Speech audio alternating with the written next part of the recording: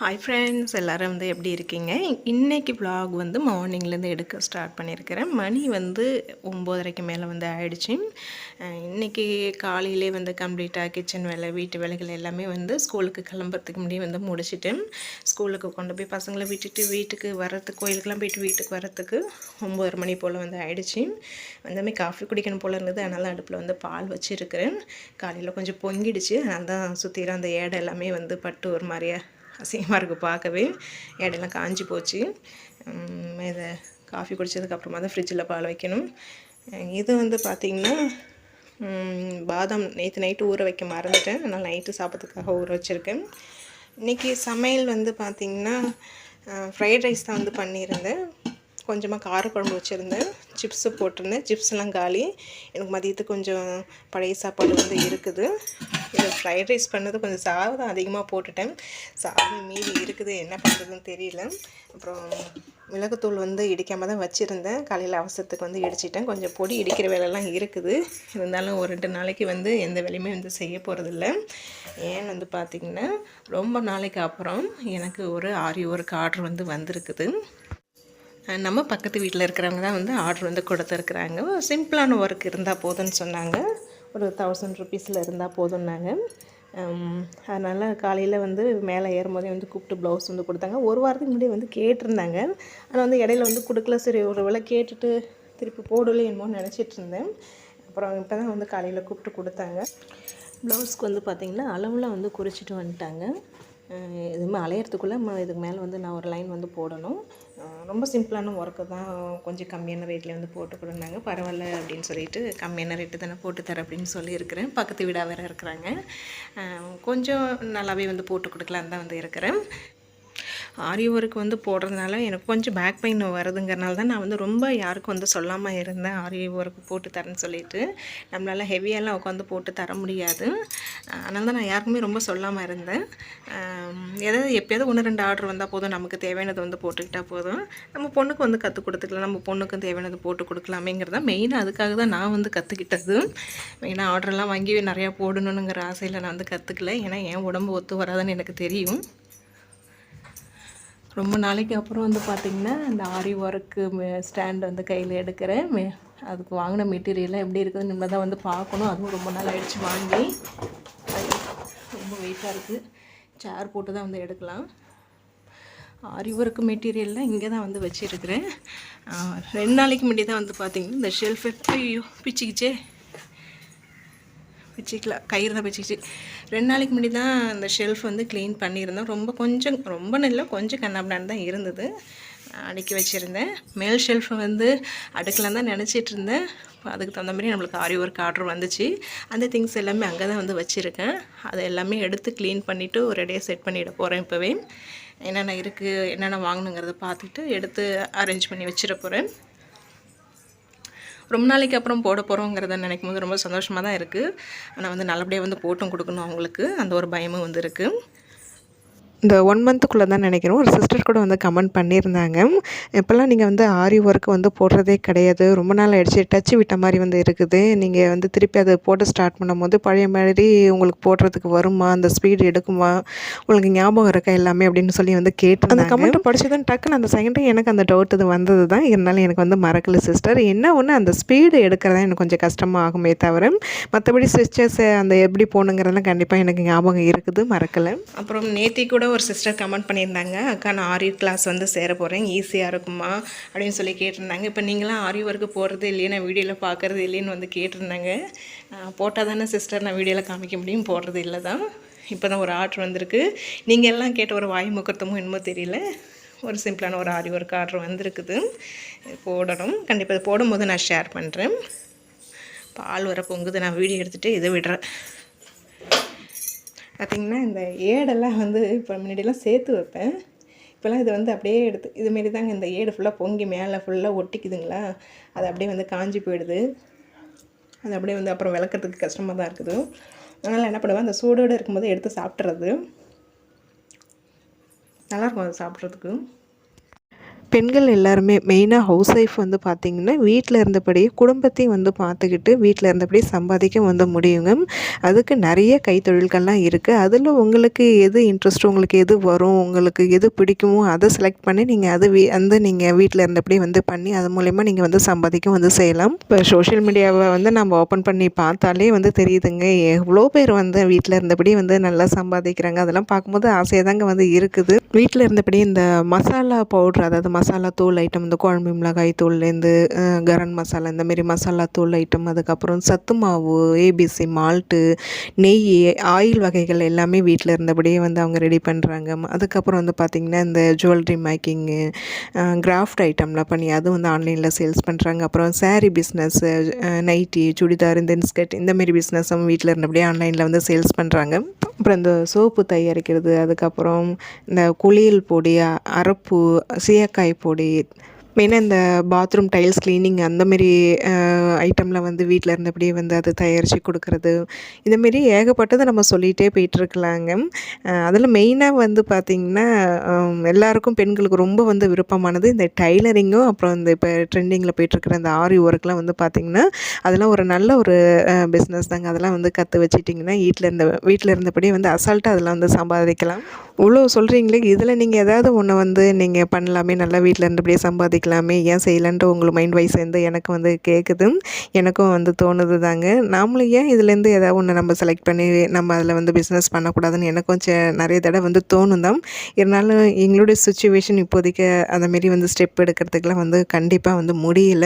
அதனால தான் நான் அதை ஸ்டெப் எடுக்காமல் வந்து இருக்கிறேன். அது இல்லாமல் சாதனாப்பாவும் வந்து இப்போதைக்கு உனக்கு நேரம் சரியில்லை, இப்போதைக்கு எதுவும் நீ வந்து பண்ண வேண்டாம், கொஞ்ச நாள் ஆகட்டும், நானே சொல்கிறேன்னு வந்து சொல்கிறாங்க. அது எப்போ அவங்க வந்து சொல்லுவாங்களோ. ஏன்னா வந்து நான் ஒரு ஆள் மட்டும் தனியாக முடிவு எடுத்து இது பண்ணுற காரியங்கள் கிடையாது. எந்த ஒரு ஸ்டெப் எடுத்து வைக்கிறதா இருந்தாலும் அவங்களோட முழு ஒத்துழைப்பும் இருந்தால் தான் நான் வந்து என்னால் வந்து அதில் வந்து பண்ண முடியும். அதுக்காக தான் நான் வந்து இன்னும் கொஞ்சம் வெயிட் பண்ணுறேன். இன்னொரு மெயின் காரணம்னு வந்து பார்த்திங்கன்னா, குடும்பத்துக்குள்ளேயும் நிறைய சின்ன சின்ன மனக்குழப்பங்கள், கஷ்டங்கள், நிறைய இஷ்யூஸ் போயிட்டுருக்குது. அதுலேருந்து கொஞ்சம் வெளியே வரணும் நாங்கள். அந்த தான் அடுத்த ஸ்டெப் எதாக இருந்தாலும் எடுத்து வைக்கலாம். அதனால தாங்க நம்ம வீட்டில் சும்மா இல்லாமல் சரி யூடியூப்லாவது நம்மளுக்கு ஏதாவது கொஞ்சம் வருமானம் வருது, அதையாவது கொஞ்சம் உருப்படியாக பண்ணுவோமே, பசங்களையும் பார்த்துட்டு குடும்பத்தையும் வந்து பார்த்துக்கிட்டு சைடில் இதையும் வந்து பண்ணுவோமே அப்படிங்கிறனால தான் இந்த யூடியூப் வந்து நான் இன்னும் ரன் பண்ணிகிட்ருக்கிறேன். யூடியூப்னால எனக்கு சொல்லிக்கிற அளவுக்கு அந்த அளவுக்கு பெருசாக வருமானமே வந்து கிடையாது தான். ஏதோ வந்து ஒரு 2 மாதம் 3 மாதத்துக்கு வர வருமானம் அது என் கை செலவுக்கு வந்து கரெக்டாக இருக்குதுங்க. பசங்க ஆசைப்படுறத அதை 1, 2 கேட்குறத வாங்குறதும், நான் ஆசைப்படுறத வாங்குறதும், அதுமாரி சின்ன சின்ன செலவுகளுக்கு எனக்கு அது ஒரு பெரிய உதவியாக வந்து இருக்குது. ₹1 இருந்தாலும் நான் அவர்கிட்ட கேட்கக்கூடாது, நம்ம கையில் கொஞ்சம் காசு இருக்கணுங்கிறதுக்காக தான் நான் இந்த யூடியூப்பும் வந்து ரன் பண்ணிகிட்ருக்கேன். கண்டிப்பாக வீட்டில் இருக்கிற பெண்கள் நமக்கான சுயமரியாதையை நாம் தாங்க வந்து உருவாக்கணும். அதுக்கு ஏதாவது ஒரு கைத்தொழிலை கற்றுக்கிட்டு அதுலேருந்து கண்டிப்பாக நம்ம வந்து சம்பாதிக்கவும் வந்து செய்யணும். இது என்னோடய ஒரு டிப்ஸோ இல்லை ஒரு அட்வைஸாவோ நீங்கள் வந்து எடுத்துக்கோங்க. இல்லைனா ஏதாவது தப்பாக சொல்லியிருந்தா கூட கண்டிப்பாக அதை வந்து நீங்கள் எனக்கு கமெண்ட்டில் சொல்லுங்கள். அப்புறம் இப்போ எனக்கு வந்து ஆரி ஒர்க் ஆர்டர் மாரி இதுமாரி சிம்பிளாக சின்னதாக ஏதாவது வந்து மாதத்தில் ஒரு 3, 4 ஆர்டர் வந்தால் கூட எனக்கு போதும் தாங்க. ஆனால் நான் அது இனிமேல் தான் அதுக்கு ஸ்டெப் எடுக்கணும். யார்கிட்டையாவது வந்து இனிமேல் வந்து சொல்லி வைக்கணும். பெரிய ஆர்டர் எடுக்காமல் சின்ன சின்ன ஆர்டர் நம்மளால் போட்ட முடிகிற அளவுக்கு உள்ள டிசைன் மட்டும் வாங்கி போட்டு கொடுக்கணும்னு நினச்சிட்ருக்கேன். இந்த ஆரி ஒர்க்லேயும் சரிங்க, அதுமாரி டைலரிங்கில் வந்து நல்ல வருமானம் வந்து வருங்க. அது காலத்துக்கும் வந்து நம்மளுக்கு வருமானம் கொடுக்கக்கூடிய ஒரு கைத்தொழில் அதுவும். அது வந்து அதில் இப்போ ஆரி ஒர்க்கு வந்து நான் கற்றுக்கிட்டேன். வெளியில் போட்டு கொடுக்குறோமோ இல்லையோ நமக்காவது யூஸ் ஆகுது. அவ்வளோ விலை கொடுத்ததுலாம் நம்மளை வெளியில் வந்து போட்டு கொடுக்க முடியாது. அதுக்கு அந்த காசுக்கு நம்ம கற்றுக்கிட்டு நமக்கு பிடிச்ச மாதிரி தேவைப்படும் போது நம்ம வந்து போட்டுக்கலாம். அப்பப்போ இதுமாரி 1, 2 ஆர்டரும் போட்டு கொடுக்கலாம். நம்ம பொண்ணுக்கு விதவிதமாக போட்டு அழகு பார்க்கலாம், அவளுக்கும் ஃப்யூச்சரில் சொல்லிக் கொடுக்கலாமே அப்படிங்கிற ஒரு எண்ணத்தில் தான் நம்ம எல்லாம் இந்த ஆரி ஒர்க் கிளாஸ் போய் கற்றுக்கிட்டது. அதுமாரி போன ஃபீஸ் கட்டினத்துக்கு தகுந்த மாதிரி கற்றுக்கிட்டேன். அந்த ஃபீஸ் கட்டின அமௌண்ட்டோட தாண்டி அப்போவே நான் ஆர்டர் போட்டு அந்த அமௌண்ட்டையும் வந்து நான் எடுத்துக்கிட்டேன். எனக்கு பிடிச்ச மாதிரி நிறைய ப்ளவுஸும் வந்து போட்டிருக்கிறேன். சேம் இதே மைண்ட் செட்டப்போட எனக்கு இப்போ தையல் கிளாஸ் போகணுன்னு ரொம்ப ஆசையாக இருக்குங்க. எனக்கு உண்மையிலேயே வந்து அவ்வளோ விலை கொடுத்து வெளியில் வந்து தைச்சிக்கிறதுக்கு எனக்கு மனசே வரல. கொஞ்சம் கஷ்டமாக இருக்குது. ஏன்னா இவ்வளோ நாளாக வந்து ஓசியிலே வந்து தைச்சாச்சு. அக்கா கிட்ட தான் வந்து ப்ளவுஸ் சுடிதார் எதாக இருந்தாலும் தைச்சி பழகிக்கிட்டேன். வெளியில் இவ்வளோ காசு கொடுத்து தைக்கிறதுக்கு உண்மையிலேயே எனக்கு மனசே வரலங்க. அதுக்கு நம்ம பேசாமல் கிளாஸ் போய் கற்றுக்கிட்டு நம்மளே வந்து தைச்சி விதமாக போட்டுக்கலாமே, பாப்பாவுக்கும் தைச்சி போடலாமேங்கிற ஆசை இருக்குது தான். ஆனால் அது சாதனை அப்போ இப்போயும் இல்லை. நான் இதுக்கு முன்னாடி ஒரு வாட்டி ஸ்டெப் எடுத்தேன். அதுக்கும் அப்போவும் அங்கே ஒத்து வரல. இந்த டைலரிங்கில் மட்டும் எனக்கும் அவங்களுக்கும் ஒரு சின்ன இஷ்யூ போயிட்டு தான் இருக்குது. அது எப்போ வந்து சரியாகி அதுக்கப்புறம் நான் எப்போ கிளாஸ் போய் கற்றுக்கிட்டு தைக்க போகிறேன்னு தான் வந்து எனக்கு தெரியல. ஏன்னா எதையோ பேச ஆரம்பித்து எங்கேயோ கொண்டு வந்து முடித்த மாதிரி இருக்குது. சரி, இப்போ வீடியோவில் என்ன நடக்குதுன்னு வந்து பார்க்கலாம். ஓரளவு உங்களுக்கு பார்க்கும்போதே தெரிஞ்சிருக்கும். ஒரு காஃபி போட்டு குடிச்சிட்டு முதல்ல அந்த ஆரி ஸ்டாண்ட் எடுத்துகிட்டு ஆரி மெட்டீரியல்லாம் வந்து தேடி எடுத்துட்டேன்.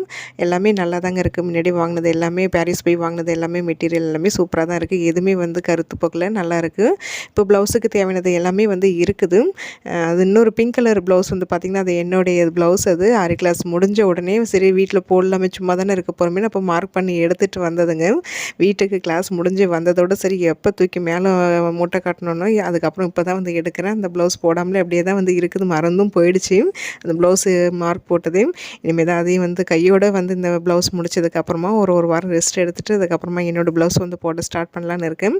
இப்போ ஆடிக்கு அம்மனுக்கு படைச்ச அந்த ப்ளவுஸும் இருக்குது. அதுவும் வந்து சில்க் காட்டனில் தான் எடுத்தேன். அதுக்கும் ஒரு சிம்பிளாக ஒரு ஒர்க் போடலான்ட்டு தான் வந்து இருக்கிறேன். அதெல்லாம் போடும்போது கண்டிப்பாக நான் ஷேர் பண்ணுறேன். நான் சொன்ன மாதிரி வந்து பார்த்திங்கன்னா அந்த ஸ்டிச்சஸ் எதுவுமே வந்து மறக்கலை. எல்லாமே ஞாபகத்தில் இருக்குது. என்ன ஒன்று அந்த ஸ்பீடு வரல. எனக்கு கிட்டத்தட்ட 1 வருஷம் ஆயிடுச்சுன்னு தான் நினைக்கிறேன். நான் அது லாஸ்ட்டாக ப்ளவுஸ் போட்டு அந்த ஸ்பீடு வரமாட்டேங்குது இன்னும்.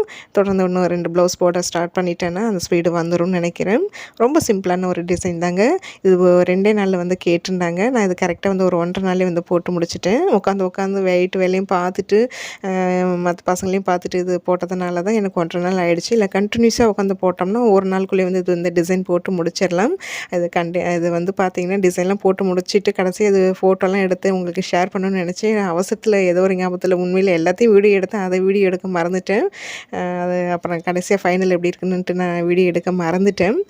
பகலில் எனக்கு பிடிச்ச படத்தை வந்து போட்டு விட்டுட்டு அதுக்கு அதில் வாங்கிட்டே தாங்க இந்த ஆரி ஒர்க் போட்டுகிட்டு இருந்தேன். உண்மையிலே வந்து ஒரு 1/2 மணி நேரம் தொடர்ந்து உட்காந்து என்னால் போட முடியலைங்க. அந்தளவுக்கு பேக் பெயின் ரொம்ப எடுக்க ஆரம்பிச்சிச்சு. அப்படியே ஒரு 1/2 மணி நேரம் போடுவோம், ஒரு 1/2 மணி நேரம் ரெஸ்ட் எடுக்கிறது, 1/2 மணி நேரம் போடுறதுன்னு இப்படி தாங்க இந்த ப்ளவுஸை வந்து முடித்தேன். மெயின் ரீசன் இந்த ரீசனால் தாங்க நான் மெயினாக ஆர்டர் எடுக்காமல் இருக்கிறது. ஒரு சின்ன சின்ன ஒர்க்குன்னா கூட ஒரு 4 நாள் 5 நாள் கேட்டுட்டு கூட பொறுமையாக உட்காந்து போட்டு கொடுக்கலாம் தான். அதனால் இனிமேல் தான் அதை வந்து ட்ரை பண்ணணும். இப்போ இந்த ஆரி ஒர்க் போட ஸ்டார்ட் பண்ணதுக்கப்புறம் இப்போ இன்னொரு பிரச்சனை இருக்குதுன்னு வந்து நான் தெரிஞ்சுட்டேங்க. என்னென்னு வந்து பார்த்திங்கன்னா இப்போ கண்ணு சரியாக தெரியலைங்க. அந்த பீடு அந்த நூல்லாம் ஊசியில் கோக்கும்போது ரொம்ப கஷ்டப்பட்டு தாங்க கோட்டுத்தேன். அந்த பீடு எல்லாமே டபுளாக தெரியுது. ஏதோ குத்து மதிப்பாக தாங்க. அதுவும் பகலில் வெளியில் வாசப்படியில் உட்காந்துட்டு லைட்டும் போட்டுட்டு தான் வந்து இந்த ஒர்க்கு பண்ணினேன். அதுக்கு கண்ணு தெரியல. கண்டிப்பாக செக் பண்ணி தான் ஆகணுமாட்டுக்கு கண்ணு. இது ஒரு டென்ஷன் வருமே எனக்கு. ஆல்ரெடி ஏற்கனவே உடம்பு இழைச்சி போகுது, முடி கொட்டி போகுதுன்னு அந்த ஒரு பக்கம் அந்த ஒரு டென்ஷன் வரும். நிறைய சிஸ்டர் கண்டிப்பாக செக் பண்ணுங்கன்னு வேறு சொல்கிறீங்க. கண்டிப்பாக வேறு வழி இல்லைங்க. இனிமேல் செக் பண்ணி தான் ஆகணும். எனக்கு கண்ணும் தெரிய மாட்டேங்குது. இப்போ இந்த ஆரி ஒர்க் போடும்போது தான் நானே வந்து இப்போ கவனிக்கிறேன். செக் பண்ணுறதுக்கு இன்றைக்கி நாளைக்குன்னு ஓட்டிகிட்டு தான் இருக்கிறேன். இப்போ வேறு வழி இல்லை. இப்போ கூடிய சீக்கிரம் வந்து போய் ஒரு வாட்டி செக் பண்ணிட்டு தான் வந்தாகணும். ஹஸ்பண்ட்கிட்ட சொன்னேன், கண்டிப்பாக ஒரு வாட்டி செக் பண்ணலாம், நம்ம வயசாகுது இல்லையா அப்படின்னாங்க. வயசுனா 40 வயசத்தோட போதுங்க. கண்டிப்பாக 40 வயசில் எல்லாமே வந்து நம்ம ஒரு வாட்டி ஃபுல் செக்அப் பண்ணுறது நல்லது தான். அப்படியே நம்ம தோழிகள் சொன்ன எல்லா டெஸ்ட்டும் வந்து எடுக்கணும்னு தான் நினச்சிட்ருக்கேன். தைராய்டு டெஸ்ட் எடுங்க, உடம்பு பாருங்கள், பிளட்டு, ஹீமோக்ளோபின் டெஸ்ட் எடுங்களேன் நிறைய பேர் எனக்கு அட்வைஸ் பண்ணியிருந்தீங்க.